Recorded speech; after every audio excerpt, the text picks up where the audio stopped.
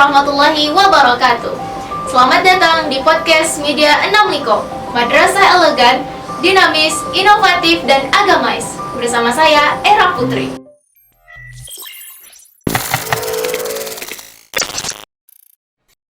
Oke sahabat, kali ini kita kedatangan narasumber kita, yaitu seorang penulis hebat sekaligus penulis bestseller. Dan juga beliau merupakan seorang guru di MTSN 650 Kota. Yuk kita sapa dulu Ibu Yusri Nasri Oktaviani SPDI MPD. Halo, Assalamualaikum Ibu, bagaimana kabarnya Bu? Waalaikumsalam warahmatullahi wabarakatuh. Alhamdulillah sehat. Era gimana? Alhamdulillah baik Bu. Baik sahabat, kali ini kita akan ngobrol-ngobrol santai nih sama Ibu Sri mengenai seputar dunia menulis. Dan pastinya sahabat di sana juga udah gak sabar kan nungguin jawaban dari Ibu Sri. Nah, pertanyaan pertama, Bu, apa asal mula Ibu akhirnya menjadi seorang penulis? Apa aja sih proses yang udah Ibu hadapin? Oke, terima kasih Era pertanyaannya. Jadi kalau kita membahas tentang proses menulis, barangkali kita harus sepakat dulu nih, penulis yang dimaksud itu seperti apa. Tapi kalau yang sering biasanya Ibu ceritakan adalah kalau Ibu menjadi penulis secara profesional itu barangkali dimulai pada 2013. Dalam artian memang Ibu secara pribadi berkomitmen untuk menulis secara profesional. Jadi berarti sekalipun sebelum 2013 sudah nulis gitu, 2012 ke bawah itu juga sudah nulis, tapi tidak secara profesional.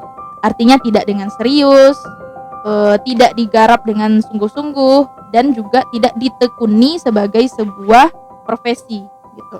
Jadi sejak 2013 baru Ibu pribadi berkomitmen untuk sungguh-sungguh dan serius dalam menulis. Maka di 2013 itu berarti masih kuliah, kalau nggak salah semester 3. Jadi Ibu berkomitmen bahwa Ibu akan serius bergabung dalam kegiatan kepenulisan. Jadi dicari tuh di kampus kegiatan-kegiatan menulis tuh apa aja. Jadi gabunglah Ibu ke media kampus. Ada kalau di IAIN itu namanya Suara Kampus. Seperti apa? Koran atau berita gitu. Kayak kita punya podcast lah. Ya, jadi koran, gabung ke situ sebagai wartawan. Kemudian juga gabung ke forum-forum menulis. Waktu itu sempat mau gabung FLP, Forum Lingkar Pena, Era tahu? Ya, itu cukup populer di Indonesia ya. Tapi akhirnya Ibu tidak bergabung. Tapi yang secara resmi itu gabung sebagai anggotanya Forum Aktif Menulis, FAM. Tapi itu secara online.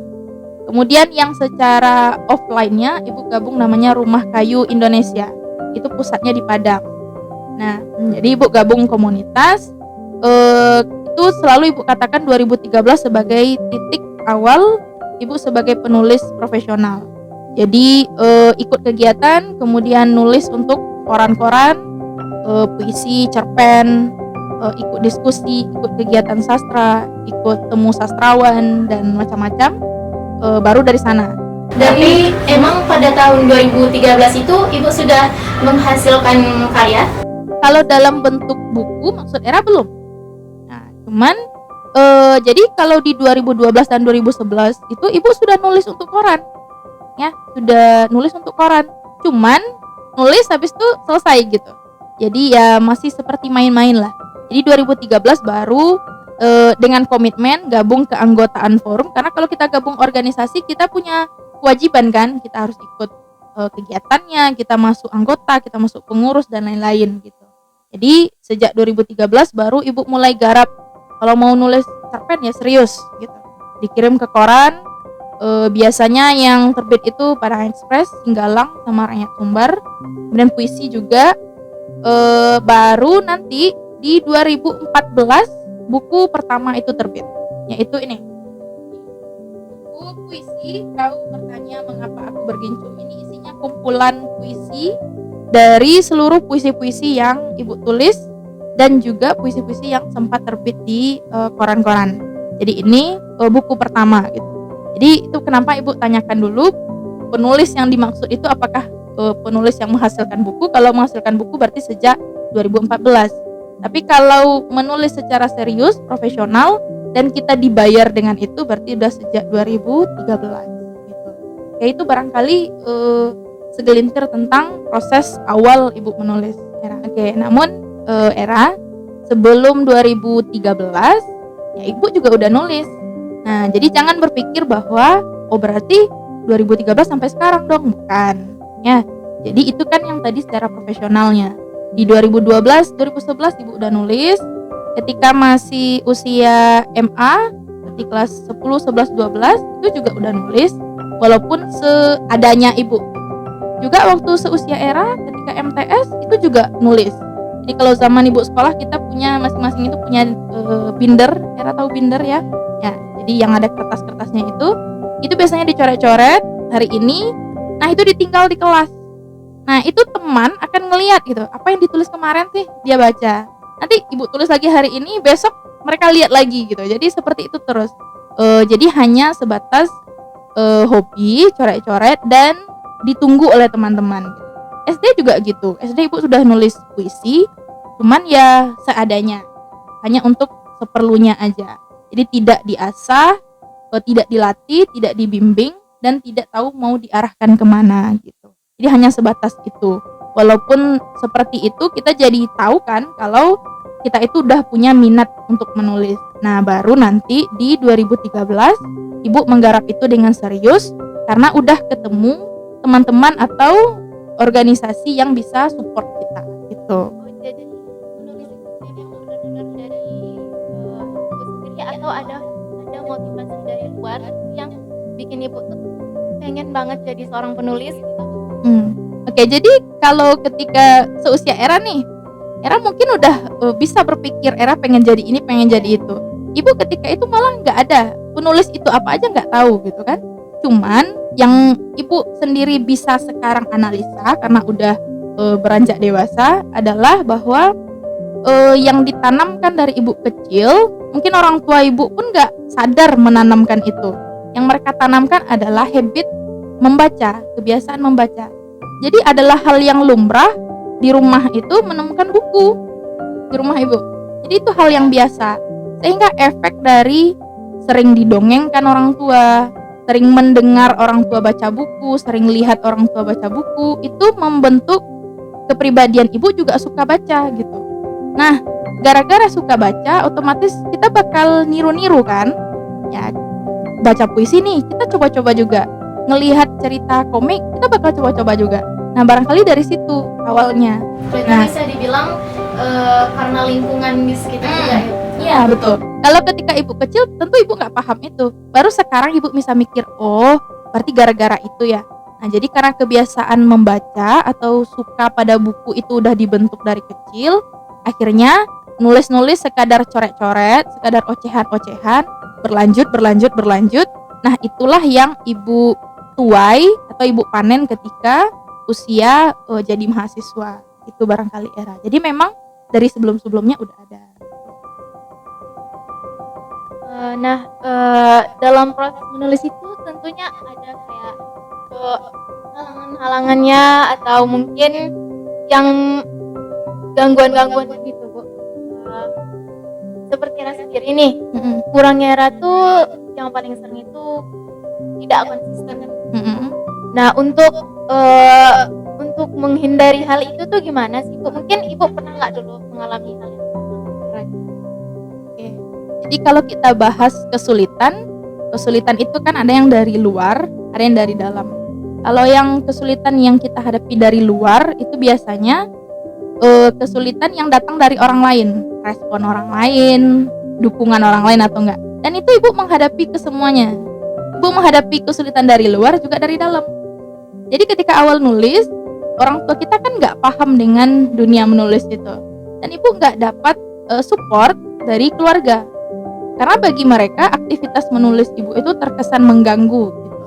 Nah, jadi ketika awal-awal belum menulis, ya belum menghasilkan buku maksudnya, orang tua itu berpikir ibu adalah anak pendiam yang kerjaannya di kamar dengan buku atau komputernya gitu. Hanya itu tanggapannya. Kan orang tua kita itu kalau ngeliat kita pegang HP pasti mikirnya kita main. Kalau ngeliat kita pegang komputer mikirnya kita main gitu. Padahal kita punya sesuatu yang lagi dikerjakan.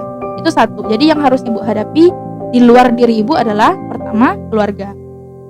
Penerimaan mereka terhadap hobi ibu kepada menulis. Juga ketika membaca, ibu suka baca buku apa aja gitu. Dan itu juga jadi masalah bagi orang tua. Ini kok komik dibaca gitu, ini kok buku anak dibaca, kok baca buku terus, kok beli buku terus. Itu jadi masalah bagi orang tua karena mereka nggak paham tadi. Walaupun mereka sendiri yang menanamkan cinta buku kan, tapi mereka melihatnya jadi masalah. Nah, jadi yang tadi Era tanyakan adalah kesulitan yang dari dalam kita. Nah, ya betul. Dan kalau kita menulis, ada banyak sebenarnya yang harus kita hadapi dalam diri kita. Karena yang sulit itu menghadapi diri sendiri kan. Pertama, kontrol kita terhadap keinginan kita menulis. Nah, itu makanya tadi muncul tidak konsisten dan lain-lain. Ada beberapa orang yang bisa konsisten nulis setiap hari. Nah, orang menerjemahkan konsisten itu harus setiap hari. Kalau ibu pribadi, ibu tidak nulis setiap hari ya. Jadi kapan timbulnya ibu? Ya, jadi kita konsisten itu bukan berarti kita nulis setiap hari. Boleh kita melatih atau mengasah diri untuk nulis setiap hari, itu boleh. Misal nih Era punya target, Era harus nulis menjelang tidur minimal 1 paragraf contohnya, itu boleh. Itu untuk awal-awal bagus. Tapi ibu sejak awal bukan tipe orang yang disiplin, karena ibu bukan orang yang disiplin. Cuman yang ibu bisa adalah ibu tidak pernah mau melewatkan apa yang dipikirkan. Makanya ibu selalu bilang, sekecil apapun idenya catat. Lagi dimanapun, apapun yang sedang dikerjakan, harus idenya di save. Karena kalau enggak, hilang. Pasti hilang. Paling menarik lah, lagi nyuci, penuh sabun kan? Di kamar mandi itu sering ada ide nggak? Kemudian ya muncul ide kita, jangan bilang nantilah selesai nyuci dulu. Nanti kalau selesai cuci pasti hilang. Makanya kita harus nangkep ide itu, ditulis di media mana yang kita bisa. Kalau bisa dapat buku ya buku. Minimal HP kan yang paling dekat dengan kita. Bahkan ibu sering itu lagi bawa motor, berhenti tepi jalan hanya untuk mencatat atau merekam apa yang tadi dipikirkan. Nah, jadi dengan kita punya stok ide, stok kata-kata tadi, kita bisa mengolah itu jadi tulisan. Nah, jadi konsisten Era tidak harus setiap hari. Cuman Era bisa menjaga ritme Era nulis. Walaupun dalam keadaan kegiatan yang super sibuk ya. Betul. Karena kalau kita masih punya alasan untuk enggak nulis, itu berarti Era belum secinta itu dengan menulis. Ya, karena kalau kita suka atau cinta pada sesuatu, enggak bakal ada alasan lagi. Oh ngantuk, nggak ada. Orang yang idenya lagi keluar hari itu, dia bisa begadang sampai jam 3. Ya. Orang yang lagi begitu menggebu untuk menulis, dia nggak peduli dia harus mengeluarkan uang sekian banyak untuk cari referensi buku gitu. Jadi nggak ada alasan. Kalau Era masih punya alasan, oh Era sibuk bu, oh Era nggak bisa bagi waktu, oh gini, oh aku begini, berarti kita belum secinta itu untuk menulis dan idenya tidak semendesak itu. Ya, ibu bahkan untuk nulis buku, ada yang salah dengan hidupku, itu malah nyaris 1 minggu itu nggak tidur karena bukunya cukup berat untuk diselesaikan. Itu ketika COVID kalau nggak salah. Jadi memang masing-masing ide itu punya kekuatan kan. Ini agak lemah, semangat kita nulisnya. Ini agak kuat gitu. Jadi kita selesaikan ide itu dan jaga ritmenya. Jadi kalaupun idenya udah dingin, jangan diganti, tapi ritmenya dijaga. Mungkin bukan setiap hari, tapi ada momennya yang Era targetkan sendiri. Itu barangkali senyamannya kita. Nulis nggak bisa dipaksa. Kalau dipaksa nggak nyaman, akhirnya nggak jadi. Itu barangkali Era. Oke sahabat, sebelum lanjut ke pertanyaan selanjutnya, mungkin sahabat pada penasaran nih sama karya-karya Ibu Sri yang udah ada di hadapan kita sekarang. Nah, Ibu mungkin bisa Ibu jelaskan satu persatu dari karya ini, dan karya mana nih yang paling berkesan bagi Ibu dan apa? Oke, terima kasih Era. Pertama ini Yang ada di sini 8, sebenarnya totalnya 9. Cuman karena kebetulan buku yang keempat itu stoknya nggak ada. Jadi yang pertama ini tadi udah dijelaskan ya, buku puisi Kau Bertanya Mengapa Aku Berkincu. Itu isinya puisi, antologi puisi, berarti ini bukunya pertama. Diterbitkan seadanya dengan biaya seadanya era kalau nggak salah ketika itu 20 atau 30 eksemplar kalau nggak salah. Kemudian jadi setelah nulis ini lanjut ke buku kedua. Ini Bangga Jadi Perempuan. Buku ini terbit yang ini tadi 2014, ini lanjut 2015. Cuman yang menarik dari buku ini adalah ini buku pertama yang menembus Gramedia Group. Jadi untuk pertama kalinya di 2015 Ibu menulis tulisan Islami dan Ibu kirimkan ke Alex Media, ke Quanta. Jadi dia itu termasuk grupnya Gramedia, sehingga buku Bangga Jadi Perempuan itu beredar di Gramedia seluruh Indonesia. Cuman mungkin sekarang udah nggak ada karena udah lama ya, udah 8 tahun. Kemudian setelah ini terbit, ini cukup booming ketika itu karena Ibu masih kuliah, jadi diadakan launchingnya, bedah bukunya gitu, dan itu dihadiri oleh seluruh teman-teman komunitas, dihadiri oleh sastrawan, itu luar biasa 2015. Kemudian setelah ini selesai, Ibu langsung garap Jika Esok Tak Ada Lagi untuk dikirimkan ke Alex Media juga, ke Gramedia. Itu terbitnya 2016, berarti hanya selisih beberapa bulan dari Bangga Jadi Perempuan. Nah itu buku yang ketiga. Nah buku yang keempat tadi itu yang Ibu bicarakan. Cuman ada yang menarik ya Ra. Dari Jika Esok Tak Ada Lagi itu terbit, Ibu nggak nulis. Ya, jadi nggak nulis. Yang ditulis cuman cerpen dikirim ke penerbit, resensi dikirim ke penerbit, berita, opini dan lain-lain, artikel, tapi nggak nulis buku. Dan di titik itu Ibu merasa bahwa kayaknya Ibu nggak bisa lagi nulis buku. Di titik itu Ibu merasa gagal sebagai seorang penulis. Jadi kayaknya mungkin lebih cocok sebagai cerpenis aja gitu, kayaknya nulis buat orang aja lagi, kayaknya nggak bisa nulis buku. Nah akhirnya cerpen-cerpen yang terbit di Singgalang, di Padang Express itu Ibu kumpulkan, Ibu buat antologi cerpen. Itu dia buku yang keempat. Judulnya Seseorang Mencuri Ingatan Bapak, sastra. Itu juga diterbitkan sekadarnya 50 eksemplar kalau nggak salah. Nah itu buku yang keempat, terbit di 2017.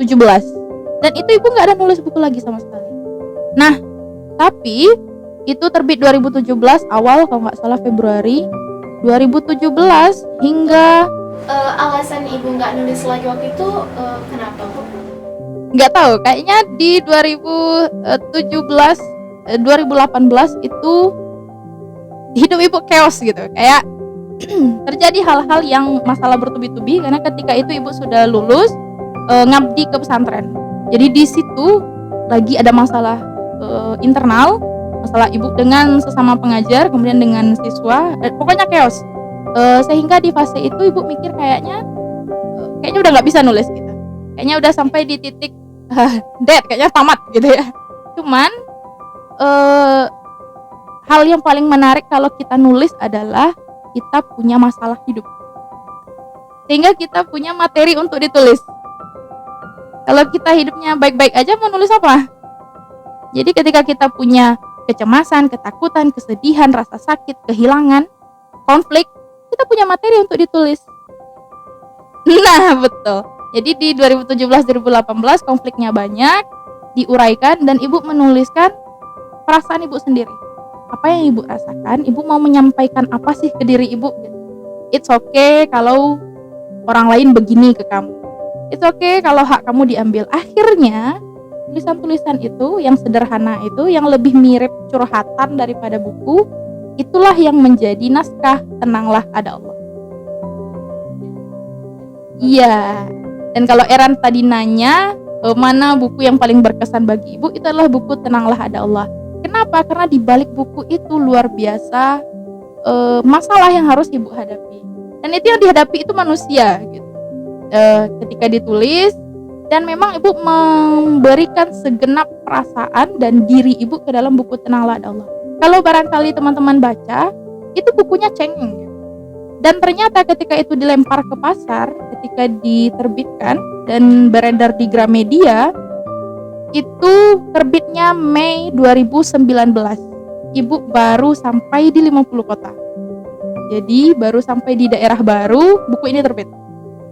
Ya, bersamaan dengan ibu mengabdi di 50 kota. Dan Agustus 2019, berarti cuman jarak 3 bulan, Tenanglah Ada Allah cetak ulang kedua. Berarti dalam rentang 3 bulan itu setidaknya sudah terjual kira-kira 500 atau 600 eksemplar. Dan itu ibu nangis, Era. Kenapa? Karena buku yang isinya luka-luka kita, ternyata ada juga orang yang terluka di luar sana gitu. Sehingga mereka mau beli buku Tenanglah Ada Allah.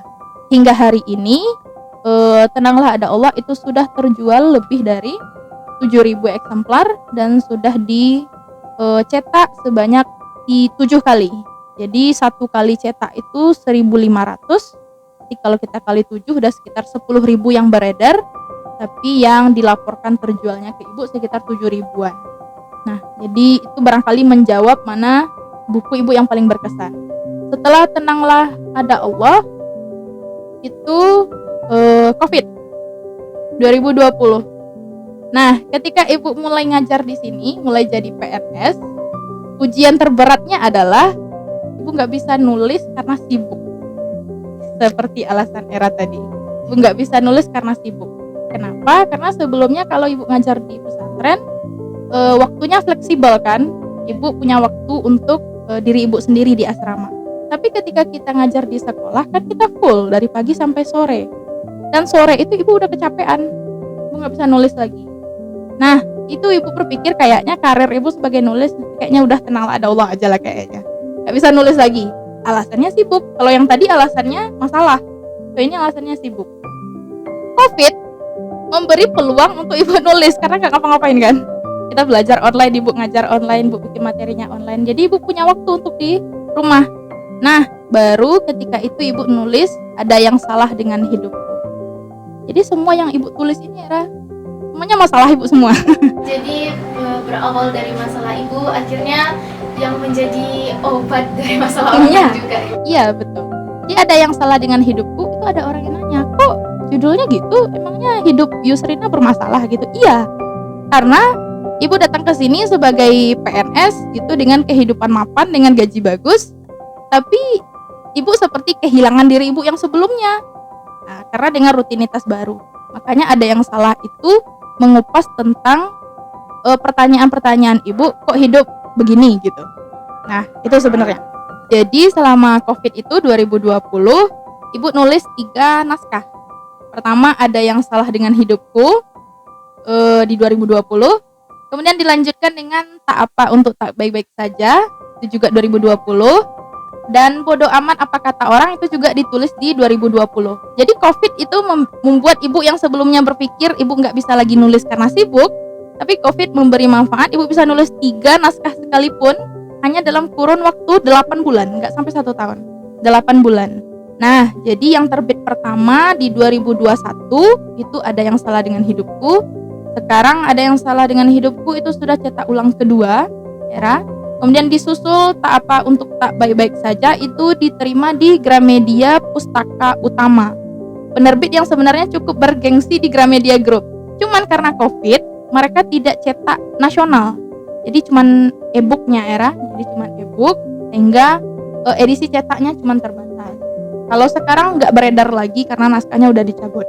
Kemudian bodoh amat apa kata orang itu ibu terbitkan dengan biaya sendiri, dengan maksud mau mencoba nulis buku yang simple tapi mengena untuk orang. Nah, itu yang bodoh amat, hanya diterbitkan 100 eksemplar. Sekarang pun juga masih ada beberapa, sisanya tinggal sedikit. Nah, baru yang terakhir itu adalah buku Ini Cuma Dunia yang digarap pada 2022. Itu Desember 2022 itu udah digarap. Dan 2021 itu udah digarap di Desember, mau digarap di 2022 ditulis. Nah, tapi qadarullah karena ini kan temanya kematian Sementara di Januari 2022 itu ayah ibu meninggal. Sehingga nulis tema kematian pasca orang tua meninggal itu sulit. Sehingga ibu baru bisa nulisnya itu pertengahan 2022. Dan Ini Cuma Dunia terbit pada akhir November 2022. Nah, mudah-mudahan ini juga jadi the next bestseller, karena dalam 1 bulan ini dari November ke Desember dia sudah terjual kira-kira 40 eksemplar. Jadi 2 digit. Kalau 2 digit itu berarti lumayan banyak peminatnya dalam 1 bulan. Mudah-mudahan ini bisa jadi next bestseller setelah Tenanglah Ada Allah dan Ada Yang Salah Dengan Hidupku. Oke, barangkali itu Era tentang buku-buku yang ada di depan. Oke sahabat, ternyata dari sekian banyak karya-karya ibu ini, ada yang sudah bestseller loh. Sudah mencapai lebih dari 10.000 eksemplar. Dan itu adalah karyanya yang berjudul Tenanglah Ada Allah. Nah, sahabat, kalau dilihat dari judul-judul karya ibu ini, kayaknya menggambarkan perjalanan hidup Ibu Sri ya, yang kemudian menjadi inspirasi-inspirasi bagi orang-orang di sana. Nah, Ibu, mungkin bisa Ibu kasih sedikit tips gimana sih caranya numbuhin ide buat nulis, atau apa sih yang perlu ditingkatkan buat teman-teman sana yang punya ide-ide kreatif tapi nggak bisa buat dikembangin. Ibu jelaskan. Oke, baik, terima kasih Era. Jadi barangkali yang bisa Ibu kasih tips ke adik-adik atau teman-teman di luar sana yang sedang berjuang untuk menulis. Pertama, yang paling penting adalah kita harus membangun habit membaca. Jadi nggak bisa kita nulis kalau nggak punya stok bacaan, itu wajib. Jadi kalau bisa kita persenkan, mungkin lebih besar persentase kita membaca dari persentase kita menulis. Misal kita hanya perlu nulis 1, jadi literasi yang harus kita baca harus seenggaknya 10 misal. Jadi asupan bacaan kita harus lebih banyak daripada yang ingin kita sampaikan, itu 1. Kenapa ini paling penting? Karena ini yang sering dilewati gitu ya, sering dilewatkan. Seakan-akan nulis itu cuman mencurahkan aja, sementara isinya nggak ada. Jadi harus dijaga, isi otaknya harus dijaga dengan membaca. Itu pertama. Kedua, jangan pernah lewatkan selentingan atau ide-ide walaupun terkesan sepele yang seperti Ibu sampaikan tadi, harus dicatat, harus direkam minimal di HP. Jadi kita punya stok ide gitu. Atau punya buku khusus atau punya memo khusus yang isinya ide-ide walaupun hanya berupa kata-kata acak, random atau yang belum jadi, nggak apa-apa, yang penting dicatat karena nanti bisa diolah. Kemudian yang ketiga, tulislah dari hal yang paling dekat dan paling kita kuasai. Makanya Ibu menuliskan kegelisahan Ibu karena itu yang paling dekat. Masalah nanti orang terima atau enggak, orang suka atau enggak, itu kan subjektif. Akan selalu ada orang yang suka dengan tulisan kita, akan selalu ada orang yang gak suka dengan tulisan kita. Jadi kita gak mikir itu, yang penting kita nulis. Tuliskan kegelisahan yang kita pahami. Jadi yang paling dekat. Itu kenapa biasanya rata-rata orang kalau nulis novel, pasti novel pertamanya itu ada kaitannya dengan hidup dia. Kenapa? Karena itu yang terdekat. Nah, jadi tuliskan yang terdekat yang kita kuasai. Kalau mau nulis bidang keilmuan, tulis yang kita kuasai bidang ilmunya. Jangan background matematika nulis yang lain gitu. Contohnya. Jadi harus bidang yang kita kuasai. Kita punya ilmu di situ atau kita paham sehingga kita nyaman nulis. Jadi pertama tadi tingkatkan bacaan, jaga idenya, kemudian tulis dari yang terdekat. Yang keempat, ketika menulis jangan mengedit. Ketika mengedit, jangan menulis. Itu beda.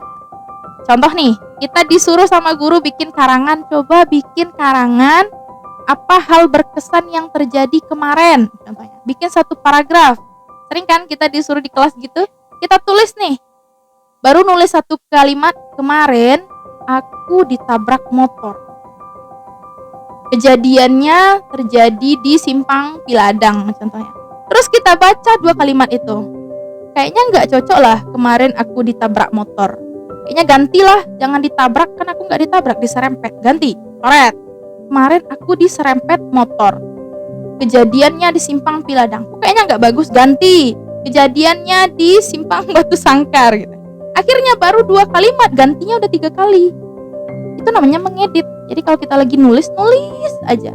Mau typo, mau salah, mau nggak bagus kalimatnya, mau nggak sesuai EYD, mau rancu, biarin aja dulu sampai selesai.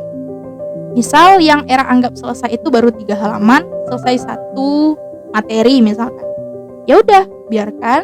Nanti ada masanya kita baca lagi, ada masanya kita ngedit lagi. Kenapa tulisan kita nggak selesai-selesai? Karena kita sibuk memperbaiki.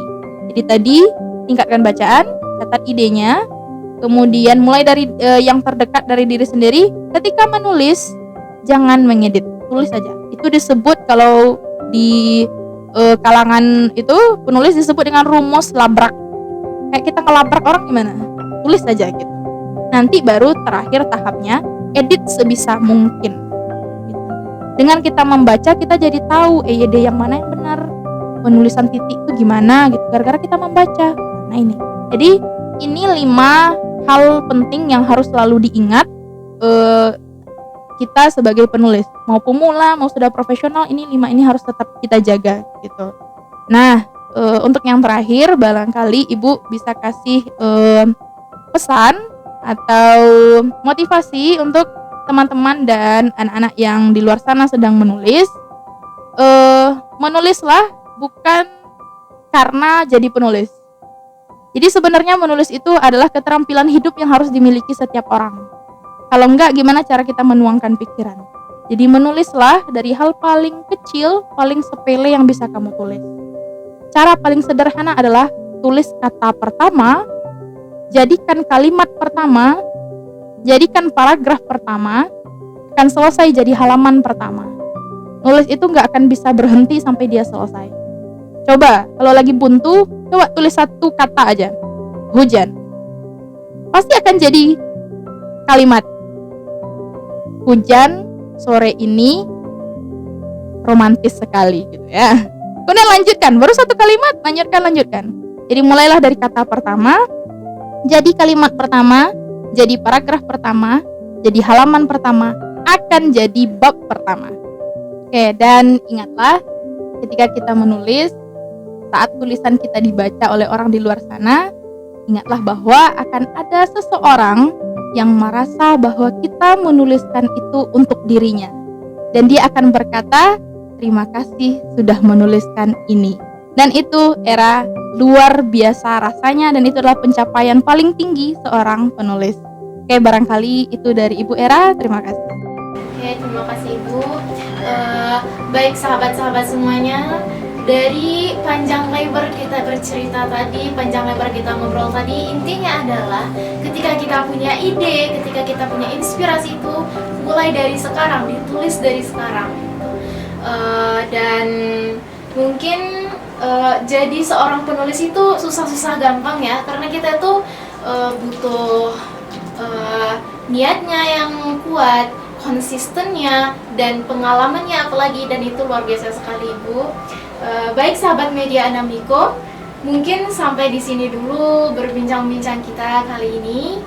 Dan terima kasih untuk Ibu Sri yang sudah mau berbagi pengalamannya, yang sudah mau berbagi kesan dan pesannya kepada kita semua, dan mudah-mudahan itu bermanfaat bagi kita semua. Amin. Amin ya rabbal alamin. Baik sahabat, demikianlah obrolan kita kali ini. Dan terima kasih kepada Ibu Sri yang sudah menyumbangkan waktunya untuk berbagi pengalaman kepada kita semua. Dan mudah-mudahan ini bermanfaat juga ya buat teman-teman di sana. Dan nantikan video podcast kita selanjutnya. Jangan lupa like, comment, share, and subscribe. Saya Era Putri bersama Ibu Sri pamit undur diri. Wassalamualaikum warahmatullahi wabarakatuh.